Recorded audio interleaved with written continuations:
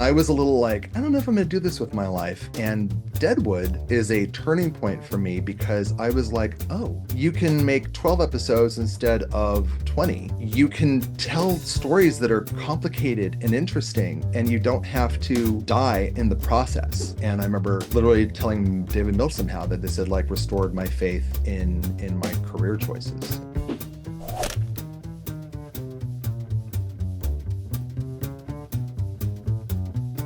There's a fork in the road where we had done four pilots in 4 years. It was Dark Angel, Smallville, Without a Trace, and Tarzan.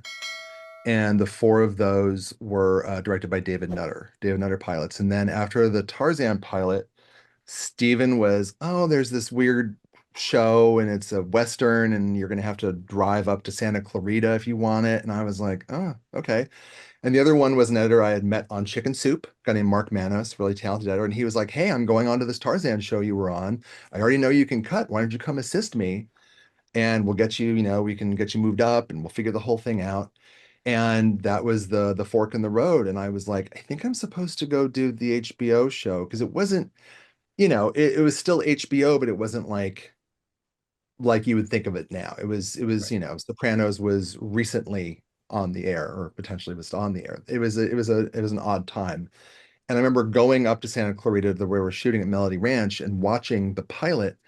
And the pilot had gone through a lot of permutations. And literally, like in the first scene, I was like, I can't tell if this is the past or the future. Is this a flash forward? What are we doing? And it was going to need some reshoots and re-editing. And I was like, I don't like Westerns, and I don't. And I was, It's but on the I record.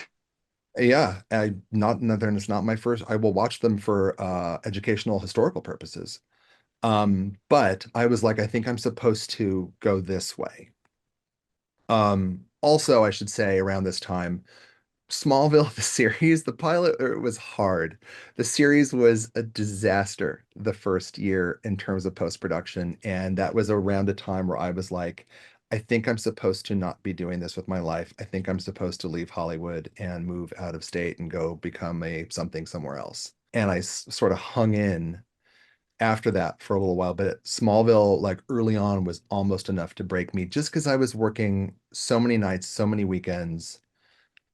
This is sort of useful to hear now because we were in like at turnaround was 8 hours then. It still is depending upon the show, but now it's more like 10. So for 4 months, I was at turnaround every day, working 7 days a week, except for the one day off every 21 days if you asked for it because they had to pay a penalty. Wow. We're like, oh, what time did you get here? I got here at 8. Great. Why don't you work till 11? We'll see you back here at 7 a.m. Okay. And it's a 30-minute drive there, 35-minute drive back. Great. Now you have 6 hours and 50 minutes to do whatever it is you are going to do that isn't being at work for Wow. months. But at least you were getting paid like what, $400,000 per episode? Sure. Yeah. Did it for the So money.